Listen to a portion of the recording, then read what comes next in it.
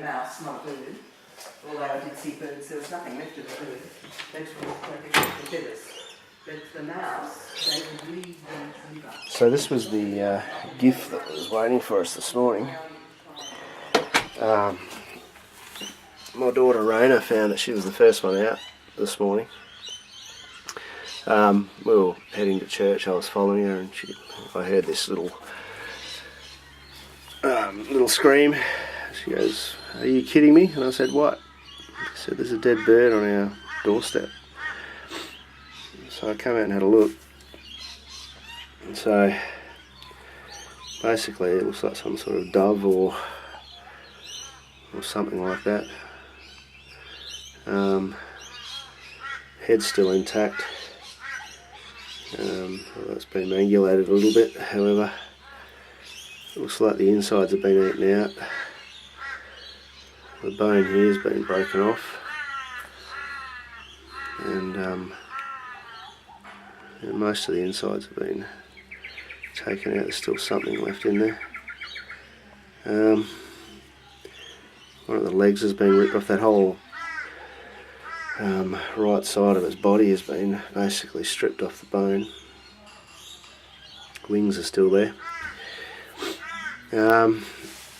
Obviously feathers scattered around. Now there's a couple of possibilities here. One is our illustrious little semi-stray cat could have brought it in last night.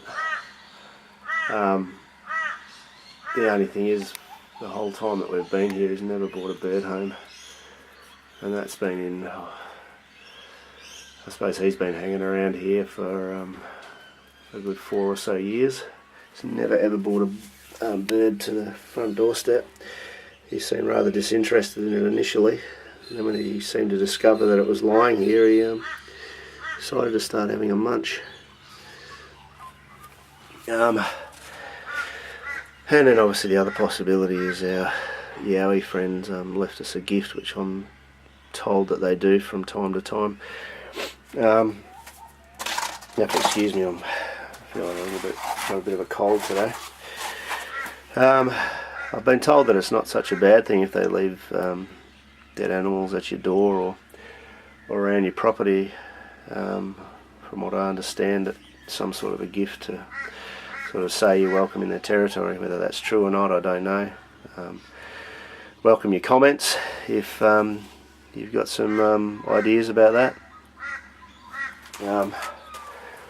My wife and other daughters were having a look around the area and just to see if they could see any footprints, and they did find another one here, which is quite interesting. It's funnily enough, it's not flat like the other footprint that I took, which was funnily enough just over there, about 2-3 metres away, and you'd be able to see that footprint on the on one of my previous videos of the big footprint. This one here's got a definitive heel, very round, not flat. Looking like that's the sort of the big toe there. I don't know why the balls of the feet there are so depressed, but they're very deep. And obviously back here on the heel, and this one's actually got a fairly distinguished arch. So yeah, put it this way, if this one is from a Yowie, it's a different one. It's a different one to the last one, and that's quite consistent with what we're seeing. The other footprint that we found down the riverbank was different again. It was wider. So if I put my foot in there, as you can see, it's a good inch or so longer than mine, and again, my foot is a size 13, making this footprint fairly solid. Funnily enough, there's again, just like the other footprint that I was just talking about, there's no other footprints leading up to it. It's a sole footprint, so somehow it's managed to cover its tracks up until that point. put its foot there, and I guess the next step, like I said previously, going up that bank, there's nothing soft to tread on. It's all rocky ground, hard ground, so it's not going to make an impression. Yeah, the only other footprints around here are from our cow and the sheep, a couple of our kids' footprints in the mud there. But that one there is significantly bigger than any one of our feet. Heck of a lot bigger than my foot, although like I said, it's not flat. And possibly left us a little gift last night. My sleep was pretty restless. I didn't sleep too well last night. And I got up and sat in the activity room for a bit, reading the newspaper. I don't know what time it was. It might have been, 2 or 3 o'clock in the morning, and there's definitely something going on last night. I could hear what sounded like whoops, quiet whoops in the distance, and there was just a lot of uneasiness in the air, breaking of branches, that sort of thing. Raina, my eldest daughter, she thought she heard something walking outside, which, could quite possibly have been our goat or the sheep. They do walk around our house. But yeah, look, this is interesting. Like I said, I don't really know 100% for sure whether it was our cat that brought that bird or whether it was a gift from our Yowie friend. I don't know. But in any case, it's interesting. And that footprint down there certainly indicates that something was walking around here last night that was bipedal. Again, could even be a human being, but he's got a bloody big foot. That footprint wasn't there yesterday either, before we went to bed last night, so that's new. It was created last night sometime, I believe anyhow. I can't remember seeing that footprint yesterday, and Beck and the kids don't remember seeing it. So yeah, just that's where the footprint is there. Going over to our front door there, where the bird is. It's our black cat, Fugs there, who could have been the culprit.